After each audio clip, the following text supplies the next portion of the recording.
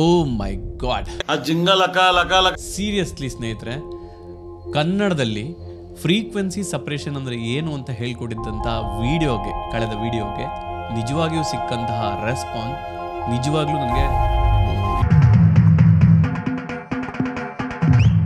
ಇನ್ನಷ್ಟು ಏನಂತಾರೆ ಜಾಸ್ತಿ ಪ್ರೋತ್ಸಾಹ ತುಂಬ್ತಾ ಇದೆ.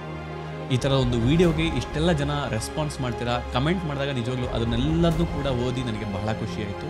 ಹಾಗೆಯೇ ಇವತ್ತಿನ ವಿಡಿಯೋದಲ್ಲಿ ಆ ಫ್ರೀಕ್ವೆನ್ಸಿ ಸಪ್ರೇಷನ್ನ ಒಂದು ಆ್ಯಕ್ಷನ್ನ ನಾನು ನಿಮಗೆ ಕೊಡ್ತಾ ಇದ್ದೀನಿ. Congratulation brother. ಆ ಆ್ಯಕ್ಷನ್ನ ಹೇಗೆ ಉಪಯೋಗಿಸ್ಬೇಕು, ಯಾವ ರೀತಿ ಇನ್ಸ್ಟಾಲ್ ಮಾಡಬೇಕು, ಹಾಗೆ ನಿಮಗೆ ಆ ಆ್ಯಕ್ಷನ್ನ ಪಡ್ಕೋಬೇಕು ಅಂದರೆ ಯಾವ ರೀತಿ ಅಂತ ಹೇಳೋದನ್ನ ವಿಡಿಯೋ ಎಂಡ್ವರೆಗೂ ನೋಡಿ ನಿಮಗೆ ಗೊತ್ತಾಗುತ್ತೆ. ಮತ್ತೆ ನನಗೆ ತಡ, ಬನ್ನಿ ನೋಡೋಣ. ಸೊ ಇವತ್ತಿನ ಈ ಎಕ್ಸಾಂಪಲಲ್ಲಿ ನಾನು ಫ್ರೀಕ್ವೆನ್ಸಿ ಸಪ್ರೇಷನ್ನ ಪ್ರಾರಂಭ ಮಾಡ್ತೀನಿ. ಮೊದಲನೇದಾಗಿ ನಾನು ಕಮಾಂಡ್ ಜೇನ ಟ್ವೈಸ್ ಮಾಡ್ಕೊಳ್ತೀನಿ. ನೀವು ಕಂಟ್ರೋಲ್ ಜೇನ ವಿಂಡೋಸ್ಗೆ ಬಳಸ್ಬೋದು, ನೀವು ಆ್ಯಪಲ್ ಯೂಸರ್ ಆಗಿದ್ರೆ ಕಮಾಂಡ್ ಜೇನ ಬಳಸ್ಬೋದು. ನೀವು ಕೀಬೋರ್ಡ್ ಶಾರ್ಟ್ಕಟ್ಗಳನ್ನು ಬಳಸೋದ್ರಿಂದ ನಿಮ್ಮ ವರ್ಕ್ ಫ್ಲೋ ಟೈಮಿಂಗ್ನ ಕಡಿಮೆ ಮಾಡ್ಬೋದು. ಈಗ ಇದನ್ನ ಮೇಲ್ಗಡೆ ನಾವೇನು ಮಾಡಬೇಕು, ಟೆಕ್ಸ್ಚರ್ ಅಂತ ಕೆಳಗಡೆ ಇರತಕ್ಕಂತಹ ಲೇಯರ್ನ ಕಲರ್ ಅಂತ ರೀನೇಮ್ ಮಾಡ್ಕೊಳ್ತೀನಿ. ಟೆಕ್ಸ್ಚರ್ ಲೇಯರ್ನ ವಿಸಿಬಲ್ ಆಫ್ ಮಾಡ್ಕೊಳ್ತೀನಿ. ಕಲರ್ ಲೇಯರಲ್ಲಿ ಫಿಲ್ಟರ್, ಬ್ಲರ್, ಗಾಸಿಯನ್ ಬ್ಲರ್, ಸುಮಾರು ಈ ಇಮೇಜ್ ಆಧಾರದ ಮೇಲೆ ನಾನು ಇವಾಗ ಒಂದು 6 ಪಿಕ್ಸೆಲ್ ಇಟ್ಕೊಳ್ತೀನಿ. ಅದಾದ ನಂತರ ಟೆಕ್ಸ್ಚರ್ ಲೇಯರ್ ಸೆಲೆಕ್ಟ್ ಮಾಡಿಕೊಂಡು ವಿಸಿಬಲ್ ಆನ್ ಮಾಡಿಕೊಂಡು ಇಮೇಜ್, ಅಪ್ಲೈ ಇಮೇಜ್, ಇದಾದ ನಂತರ ಈ ಲೇಯರಲ್ಲಿ ನಾನು ಕಲರ್ನ ಸೆಲೆಕ್ಟ್ ಮಾಡ್ಕೊಳ್ತೀನಿ. ಚಾನೆಲ್ ಮತ್ತು ಇನ್ವರ್ಟ್ ಇದೇನು ಡಿಫಾಲ್ಟ್ ಆಗಿರುತ್ತೆ. ಈ ಬ್ಲೆಂಡಿಂಗ್ ಮೋಡ್ನ ನಾನು ಏನು ಮಾಡ್ತೀನಿ, ಸಬ್ಟ್ರ್ಯಾಕ್ಟ್ ಮಾಡ್ತೀನಿ. ಇನ್ನು ಒಪಾಸಿಟಿ 100 ಆಗಿರುತ್ತೆ, ಸ್ಕೇಲ್ ಬಂದ್ಬಿಟ್ಟು 2, ಹಾಗೆಯೇ ಆಫ್ಸೆಟ್ ಬಂದ್ಬಿಟ್ಟು 128 ಇಟ್ಟಿರ್ತೀನಿ. ಭಾಳಷ್ಟು ಜನಕ್ಕೆ ಕಳೆದ ವಿಡಿಯೋದಲ್ಲಿ ಡೌಟ್ ಇರುತ್ತೆ, ಈ ಸ್ಕೇಲ್ ಮತ್ತು ಆಫ್ಸೆಟ್ 2 ಮತ್ತು 128 ಯಾಕೆ ಅಂತ. Why I don't understand. ಇದರ ನಂತರ ನಾನು ತುಂಬ ಅಡ್ವಾನ್ಸ್ಡ್ ಫ್ರೀಕ್ವೆನ್ಸಿ ಸಪ್ರೇಷನ್ನ ಹೇಳೋ ಟೈಮಲ್ಲಿ ಈ 2 ಯಾಕೆ ಇಡಬೇಕು, ಈ 120 ಯಾಕೆ ಇಡಬೇಕು, ಹಾಗೆಯೇ ಈ ಬ್ಲೆಂಡಿಂಗ್ ಮೋಡ್ನ ಸಬ್ಟ್ರಾಕ್ಟ್ ಯಾಕೆ ಇಡಬೇಕು ಅಂತ ಹೇಳ್ಬಿಟ್ಟು ಅಂತ ಹೇಳ್ಕೊಡ್ತೀನಿ. ಹೂ ಸ್ಟಾಪ್ಡ್ ಯು? ನಿಮ್ಮನ್ನ ತಡೆದಿರುವವರು ಯಾರು? ಆ ವಿಡಿಯೋ ಬರೋದಕ್ಕೋಸ್ಕರ ನೀವಿನ್ನ ನಮ್ಮ ಚಾನಲ್ಗೆ ಸಬ್ಸ್ಕ್ರೈಬ್ ಆಗಿಲ್ಲ ಅಂದರೆ ಸಬ್ಸ್ಕ್ರೈಬ್ ಮಾಡೋದನ್ನ ಮರಿಬೇಡಿ. ಹಾಗೆಯೇ ಬೆಲ್ ಐಕಾನ್ ಕ್ಲಿಕ್ ಮಾಡಿದ್ರೆ ನಾನು ವಿಡಿಯೋ ಅಪ್ಲೋಡ್ ಮಾಡಿದ ತಕ್ಷಣ ನಿಮಗೆ ನೋಟಿಫಿಕೇಶನ್ ಬರುತ್ತೆ. ಈ ಬ್ಲೆಂಡಿಂಗ್ ಮೋಡ್ನ ನಾನು ಲೀನಿಯರ್ ಲೈಟ್ಗೆ ತೊಗೊಂಡು ಬರ್ತೀನಿ. ಇಲ್ಲಿಗೆ ನಮ್ಮ ಫ್ರೀಕ್ವೆನ್ಸಿ ಸಪ್ರೇಷನ್ ಮುಗೀತು. ಇದಾದ ನಂತರ 2 ಲೇಯರ್ನ ಸೆಲೆಕ್ಟ್ ಮಾಡಿಕೊಂಡು ಕಂಟ್ರೋಲ್ ಜಿ ಅಥವಾ ಕಮಾಂಡ್ ಜಿ ಕೊಟ್ಟರೆ ನಮಗೆ ಫ್ರೀಕ್ವೆನ್ಸಿ ಸಪ್ರೇಷನ್ ರೆಡಿ ಆಯಿತು. ಅಫ್ಕೋರ್ಸ್ ಒಂದು 4 to 5 ಮಿನಿಟ್ಸ್ ತೊಗೊಳ್ತಾ ನಾನಿವಾಗ ಆ್ಯಕ್ಷನ್ ರೂಪದಲ್ಲಿ ನಾನೇನಾದರೂ ಬದಲಾಯಿಸಿದ್ರೆ ಎಷ್ಟು ನಿಮಿಷ ತೊಗೊಳುತ್ತೆ. ಈಗ ನಾನು ವಿಂಡೋಸಲ್ಲಿ ಹೋಗ್ಬಿಟ್ಟು ಇಲ್ಲಿರ್ತಕ್ಕಂತಹ ಆ್ಯಕ್ಷನ್ನ ಪ್ರೆಸ್ ಮಾಡಿದ್ರೆ ನಮಗೆ ಆ್ಯಕ್ಷನ್ ಪ್ಯಾನಲ್ ಓಪನ್ ಆಗುತ್ತೆ. ಇಲ್ಲಿರ್ತಕ್ಕಂತಹ ಯೂಟ್ಯೂಬ್ಗೋಸ್ಕರ ಮಾಡಿರ್ತಕ್ಕಂತಹ ಫ್ರೀಕ್ವೆನ್ಸಿ ಸಪ್ರೇಷನ್ ತಗೊಂಡು ಆ್ಯಕ್ಷನ್ ಇದೆ. ಈ ಆ್ಯಕ್ಷನ್ನ ನಾನು ಪ್ಲೇ ಮಾಡಿದ ತಕ್ಷಣ ನಿಮಗೆ ಇಲ್ಲಿ ವಿತಿನ್ 5 ಸೆಕೆಂಡ್ಸಲ್ಲಿ ನಿಮ್ಮ ಫ್ರೀಕ್ವೆನ್ಸಿ ಸಪ್ರೇಷನ್ನ ಬೇಸಿಕ್ಸ್ ಏನು ಅರೇಂಜ್ಮೆಂಟ್ ಮಾಡಬೇಕು ಆ 5 ಸೆಕೆಂಡ್ಸಲ್ಲಿ ಆಗಿದೆ. ನಾನು ಆಕ್ಷನ್ ಅಂತ ಹೇಳಿದ್ಕೊಳ್ಳಿ, ಡಗಾರ್ ಅಂತ ಅವ್ರನ್ನ ಅಟ್ಯಾಕ್ ಮಾಡಬೇಕು. ಅಯ್ಯೋ, ಡಬಲ್ ಮೀನಿಂಗ್ ಸರ್. ನೀವು 2 ನಿಮಿಷ ಅಥವಾ 3 ನಿಮಿಷ ತಗೊಳ್ತಾ ಇರ್ತಕ್ಕಂತಹ ಕೆಲಸವನ್ನು 3 to 5 ಸೆಕೆಂಡ್ಸ್ ನಿಮಗೆ ಈ ಆ್ಯಕ್ಷನ್ ಮಾಡುತ್ತೆ. ಇದರಲ್ಲಿ ನಾನು ಒಂದು ಸ್ವಲ್ಪ ಅಡ್ವಾನ್ಸ್ ಆಗಿ ಮಾಡಿದ್ದೀನಿ. ನಾವು ಟೆಕ್ಸ್ಚರ್ ಮತ್ತು ಕಲರ್ ಈ ಥರ 2 ಲೇಯರ್ನ ಕ್ರಿಯೇಟ್ ಮಾಡ್ಕೊಳ್ತಾ ಇದ್ವಲ್ಲ, ಅದರಲ್ಲಿ ಯಾವುದೇ ರೀತಿಯ ಬ್ಯಾಕಪ್ ಲೇಯರ್ ಇರಲಿಲ್ಲ. ಈಗ ಉದಾಹರಣೆ ಇದರಲ್ಲಿ ನಾನು ಟೆಕ್ಸ್ಚರ್ನ ಮತ್ತೆ ಕಾಪಿ ಮಾಡಿಕೊಂಡು ಟೆಕ್ಸ್ಚರ್ ಕಾಪಿ ಅಂತ ಮಾಡಿದ್ದೀನಿ, ಅದನ್ನ ಕ್ಲಿಪ್ಪಿಂಗ್ ಮಾಸ್ಕ್ ಮಾಡಿದ್ದೀನಿ. ಹಾಗೆಯೇ ಇಲ್ಲೂ ಕೂಡ ಕಲರ್ ಲೇಯರ್ನ ಕಾಪಿ ಮಾಡಿಕೊಂಡು ಅದನ್ನ ಕ್ಲಿಪ್ಪಿಂಗ್ ಮಾಸ್ಕ್ ಮಾಡಿದ್ದೀನಿ. ಯಾಕೆಂದರೆ ನಮಗೆ ಬಿಫೋರ್ ಆಫ್ಟರ್ ಅಥವಾ ನಮಗೆ ಏನಾದ್ರು ಫೈನ್ ಟ್ಯೂನ್ ಇನ್ನೂ ಚೆನ್ನಾಗಿ ಮಾಡಬೇಕಾಗಿತ್ತು ಅಂತ ಹೇಳಿದ್ರೆ ಆ ಕಾಪಿಯಲ್ಲಿ ನಾವು ವರ್ಕ್ ಮಾಡಿಬಿಟ್ರಿಂದ ನಮಗೆ ಈ ಕಲರ್ ಲೇಯರ್ ಆಗಿ ಅಥವಾ ಟೆಕ್ಸ್ಚರ್ ಲೇಯರ್ ಆಗಿ ಬ್ಯಾಕಪ್ ಅನ್ನೋದು ಒಂದಿದ್ದೇ ಇರುತ್ತೆ. ಸೊ ಇದನ್ನು ನಾವು ಇಂಪ್ರೂವೈಸೇಷನ್ ಅಂತ ಹೇಳ್ತೀವಿ. ಈಗ ನಾನು ಟೆಕ್ಸ್ಚರನ್ನು ಕ್ಲೀನ್ ಮಾಡ್ಕೊಳ್ತೀನಿ. ಕಲರ್ ಲೇಯರ್ನ ಆಫ್ ಮಾಡ್ಕೊಳ್ತೀನಿ. ಬರೀ ಜಸ್ಟ್ ಟೆಕ್ಸ್ಚರ್ ಲೇಯರ್ ಇದೆ. ಫ್ರೀಕ್ವೆನ್ಸಿ ಸಪ್ರೇಷನ್ ಹೇಳಿದೆ, ನೀವು ಗಾಸಿಯನ್ ಬ್ಲರ್ನ ನೀವೇನಾದರೂ ತುಂಬ ಜಾಸ್ತಿ ಕೊಟ್ಟರೆ ಇಮೇಜ್ಗೆ ತಕ್ಕನಾಗಿ ಕೊಡಬೇಕು. ಈಗ ಇದರಲ್ಲಿ ಸ್ವಲ್ಪ ಜಾಸ್ತಿನೇ ಕೊಟ್ಟಿರೋದ್ರಿಂದ ನಿಮಗೆಲ್ಲ ಇಲ್ಲಿ ಸ್ವಲ್ಪ ಈ ಎಡ್ಜಸ್ ಎಲ್ಲ ಸ್ವಲ್ಪ ಹೇಲೋಯಿಶ್ ಇದೆ ನೋಡಿ. ಹೇಲೋಯಿಶ್ ಅಂತ ಯಾಕೆ ಹೇಳ್ತಾರೆ ಅಂತ ಹೇಳಿದ್ರೆ, ಕನ್ನಡದಲ್ಲಿ ಕೆಟ್ಟಾಗಿ ತಿಳ್ಕೊಬೇಡಿ, ಇಂಗ್ಲೀಷಲ್ಲಿ ಹೇಲೋಯಿಶ್ ಅಂತ ಹೇಳಿದ್ರೆ ಈ ಕಾಂಟ್ರಾಸ್ಟ್ ಏರಿಯಾಗಳಲ್ಲಿ ಏನಾಗುತ್ತೆ, ಈ ತರಹ ಬ್ಲ್ಯಾಕ್ ಕಲರ್ ಒಂದು ಲೈನ್ ಕ್ರಿಯೇಟ್ ಆಗುತ್ತೆ. ಇದರಿಂದ ನೀವು ಫ್ರೀಕ್ವೆನ್ಸಿ ಸಪ್ರೇಷನ್ ಮಾಡಬೇಕಾದ್ರೆ ಸಮ್ಟೈಮ್ಸ್ ಪ್ರಾಬ್ಲಮ್ ಆಗುತ್ತೆ. ಅದಕ್ಕೆ ಸೊಲ್ಯೂಷನ್ನ ಮುಂದಿನ ದಿನಗಳಲ್ಲಿ ಹೇಳ್ಕೊಡ್ತಾ ಹೋಗ್ತೀನಿ. ಈಗ ನಾವು ಫಸ್ಟ್ ಟೆಕ್ಸ್ಚರ್ ಲೇಯರ್ ತೊಗೊಂಡಿದ್ದೀವಿ. ಈಗ ಇಲ್ಲಿರ್ತಕ್ಕಂತಹ ಪಿಂಪಲ್, ಆ್ಯಕ್ನೆ ಅಥವಾ ಅನ್ಇವನ್ ಟೆಕ್ಸ್ಚರ್ ಏನಿದೆ ಸ್ಕಿನ್ದು ಅದನ್ನು ನಾವು ಸರಿ ಮಾಡೋಣ. ನಾನು ಕ್ಲೋನ್ ಸ್ಟ್ಯಾಂಪ್ ಟೂಲ್ನ ನಾನು ಇಲ್ಲಿ ಸೆಲೆಕ್ಟ್ ಮಾಡ್ಕೊಂಡಿನಿ. ಪಕ್ಕದಲ್ಲಿರ್ತಕ್ಕಂತಹ ನೀಟಾಗಿರ್ತಕ್ಕಂತಹ ಸ್ಕಿನ್ನ ಸೆಲೆಕ್ಟ್ ಮಾಡಿಕೊಂಡು ನಾನು ಅದನ್ನು ಅಲ್ಲಿ ಕಾಪಿ ಮಾಡ್ಕೊಳ್ತೀನಿ. ಅಪ್ರಾಕ್ಸಿಮೇಟ್ಲಿ ಎಷ್ಟು ನಿಮಿಷ ತಗೋಬೋದು ಅಂತ ಗೆಸ್ ಮಾಡಿ ಫಾಸ್ಟಾಗಿ ಮಾಡ್ತಾ ಇದ್ದೀನಿ. ಈವನ್ ನಾನು ರೆಗ್ಯುಲರಾಗಿ ವರ್ಕ್ ಮಾಡಬೇಕಾದ್ರೂ ಕೂಡ ಇದಕ್ಕಿಂತ ಸ್ವಲ್ಪ ಫಾಸ್ಟಾಗಿ ವರ್ಕ್ ಮಾಡ್ತೀನಿ.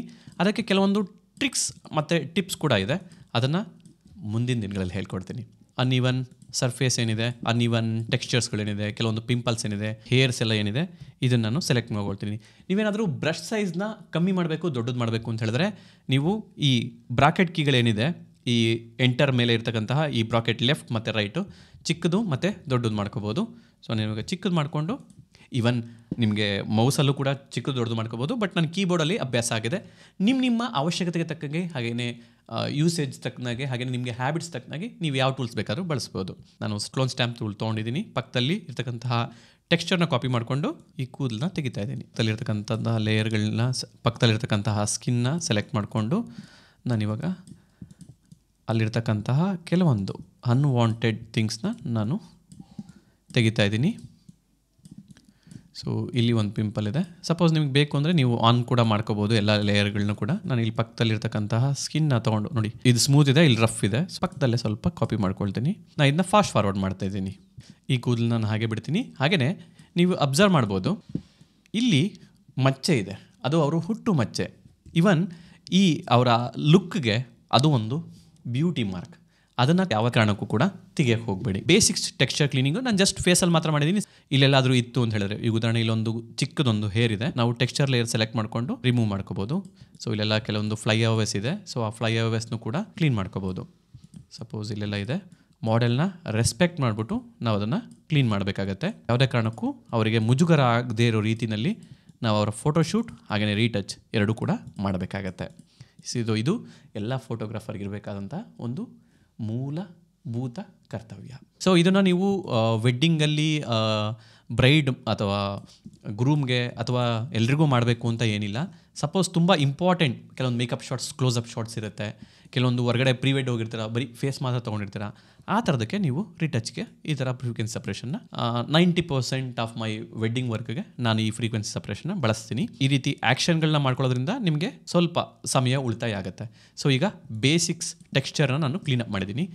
ಈಗ ಬಿಫೋರ್ ಆ್ಯಂಡ್ ಆಫ್ಟರ್ ನೋಡೋಣ. ಬಿಫೋರ್ ಆ್ಯಂಡ್ ಆಫ್ಟರ್ ನಾನು ಇವಾಗ ನನ್ನ ಅವಶ್ಯಕತೆ ತಕ್ಕನಾಗಿ ಬೇಸಿಕ್ಸ್ ಟೆಕ್ಸ್ಚರ್ನ ಕ್ಲೀನ್ ಮಾಡಿದ್ದೀನಿ. ಈಗ ಕಲರ್ ಕಾಪಿ ಹೋಗ್ತೀನಿ. ಒಂದು ಲಾಸೆ ಟೂಲಲ್ಲಿ ಬ್ಲರ್ ಮೆಥಡನ್ನು ಬಳಸೋದು, ಹಾಗೆ ಇನ್ನೊಂದು mixture brush.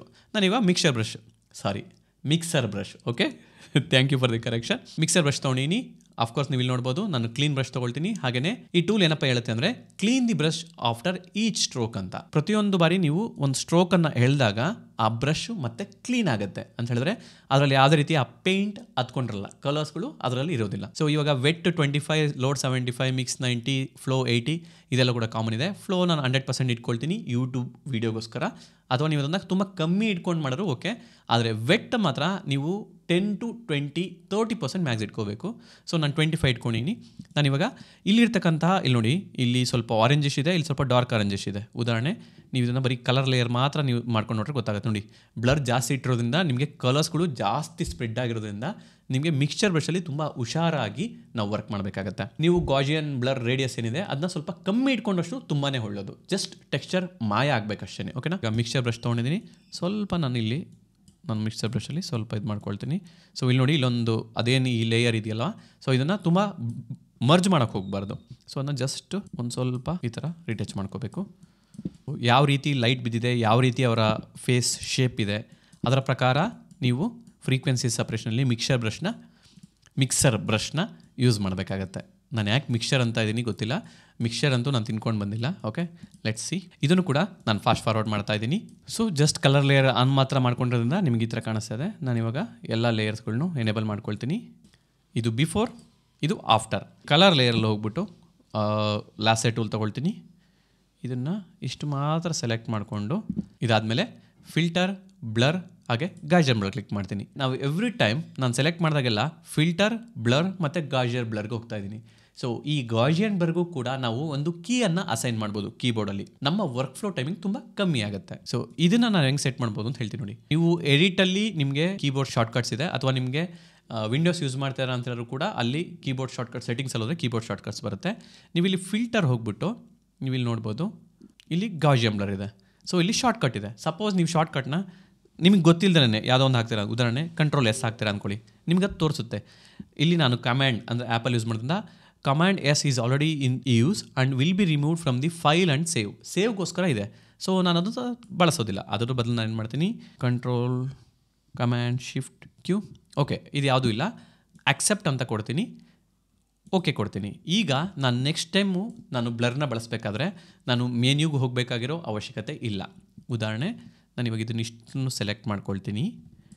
Control command shift Q ಒತ್ತಿದ್ರೆ ನಿಮಗೆ ಗಾಸಿಯನ್ ಬ್ಲರ್ ಬಂತು. ಇದರಿಂದ ನೀವು ನಿಮ್ಮ ಸಮಯವನ್ನು ಭಾಳಷ್ಟು ಉಳಿತಾಯ ಮಾಡ್ಬೋದು. ಹೋಪ್ ಈ ಟಿಪ್ ನಿಮಗೆ ಇಷ್ಟ ಆಗಿದೆ ಅಂದ್ಕೊಳ್ತೀನಿ. ಇದನ್ನು ಕೂಡ ಸ್ವಲ್ಪ ನಾನು ಈ ಕಡೆ ಕೂಡ ನಾನು ಸ್ವಲ್ಪ ಅಪ್ಲೈ ಮಾಡ್ತೀನಿ. 12 ಪಿಕ್ಸೆಲ್ ಜಾಸ್ತಿ ಮಾಡಿ ತೋರಿಸ್ತೀನಿ. ಸೊ ಇದಿಷ್ಟು ಬೇಸಿಕ್ ಫ್ರೀಕ್ವೆನ್ಸಿ ಸಪ್ರೇಷನ್ ಆಗಿದೆ. ನೀವಿನ್ನೂ ಕೂಡ ಸಮಯವನ್ನು ತೊಗೋಬೋದು. ಬಿಫೋರ್ ಆಫ್ಟರ್ ಅಫ್ಕೋರ್ಸ್ ಇದನ್ನು ಇನ್ನೂ ಕೂಡ ಇಂಪ್ರೂವೈಸ್ ಮಾಡ್ಬೋದು. ಇದರ ಮುಖ್ಯ ಉದ್ದೇಶ ಏನಪ್ಪ ಅಂದರೆ ಎಷ್ಟೊತ್ತು ನಾವು ತೊಗೊಳ್ತೀವಿ ಆ್ಯಕ್ಷನ್ಗಳ ಮೂಲಕ ಮತ್ತು ಕೀಬೋರ್ಡ್ ಶಾರ್ಟ್ಕಟ್ಗಳ ಮೂಲಕ ನಾವು ಇದನ್ನು ಎಷ್ಟು ಈಸಿಯಾಗಿ ಫ್ರೀಕ್ವೆನ್ಸಿ ಸಪ್ರೇಷನ್ನ ಎಷ್ಟು ಬೇಗ ನಾವು ಮಾಡ್ಬೋದು ಅನ್ನೋ ಮುಖ್ಯ ಉದ್ದೇಶ ಈ ವಿಡಿಯೋದು. ಈಗ ಈ ವಿಡಿಯೋದ ಮುಖ್ಯವಾದ ಭಾಗಕ್ಕೆ ಬರೋಣ.